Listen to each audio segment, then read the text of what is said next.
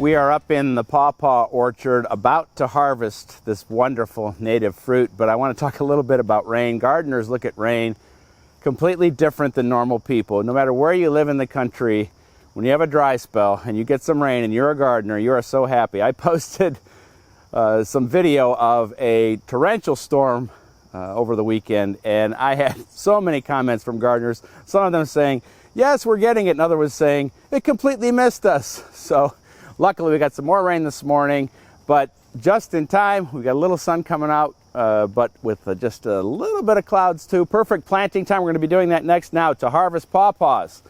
Look out. We've done this once already before you got here, but they should start coming down. We've got 2 trees to harvest. Ow! That was a good one.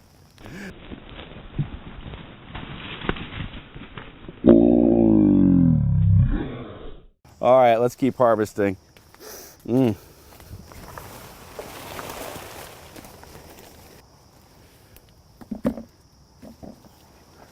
So as I said, pawpaw trees are a native. They're super easy to grow. I started with 2 and now I've got a forest of pawpaw suckers.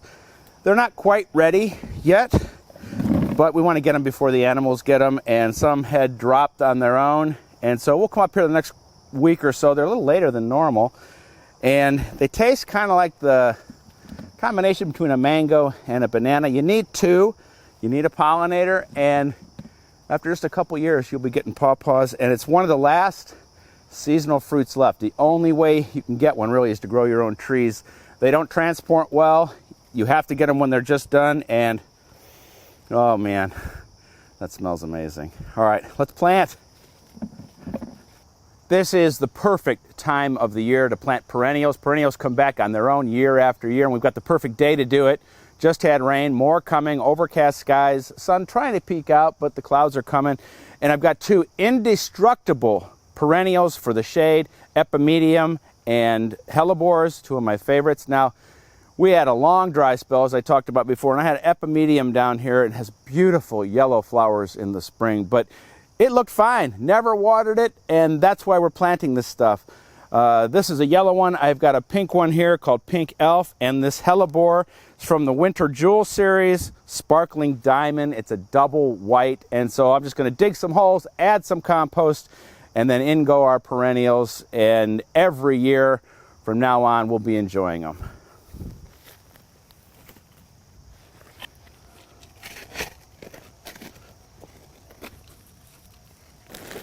We're just going to mix it in with the native soil.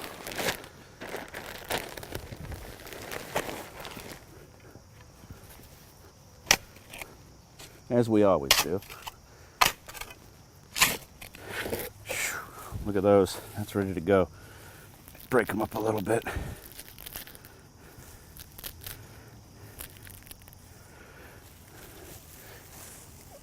Okay. All right, let's get number 2 in. Then our hellebore. Both of these varieties are really deer resistant. We can never say deer proof, but I've never had deer eat them out here. I think it's gonna look nice. Daffodil season, we'll have the yellow flowers and the pink up here together. And then before that, these will have these beautiful white double blooms. I'm gonna get some water on these. We have one more real super quick job, and then we're gonna finish up. That's gonna be great. Well, before we get started here, if you look closely into this pot, you can see there's little impatient seedlings that have come up from being underneath these impatiens. And so they've dropped their seeds and sprouted. But this is a herb garden that will come inside. I got some oregano and rosemary in here, and I found some parsley plants cheap at the nursery, some curled and flat leaf parsley. This stuff will go out here outside till November, and then we'll bring it in, grow it on the windowsill, and have our herbs all winter long. The parsley is so tough, and the oregano, that it would overwinter out here, but I like to have it inside, and that's really good looking root system there.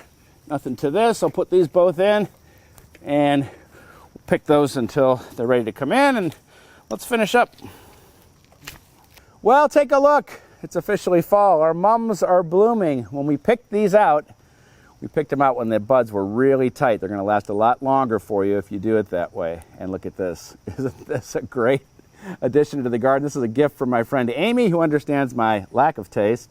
And every year I go to Amy's garden, take pictures of her beautiful dahlia. She is a dahlia fanatic, but this year is a very special memory garden she's put in place. She lost her father earlier this year. Go to everybodygardens.com to see that story and many others, other videos. We're having a lot of fun there. And also, you can join my Seed of the Month Club there. Until next week, boy, we've got plenty to do. More perennials to plant, and we've got to find a spot for this guy, right? Right. See you then.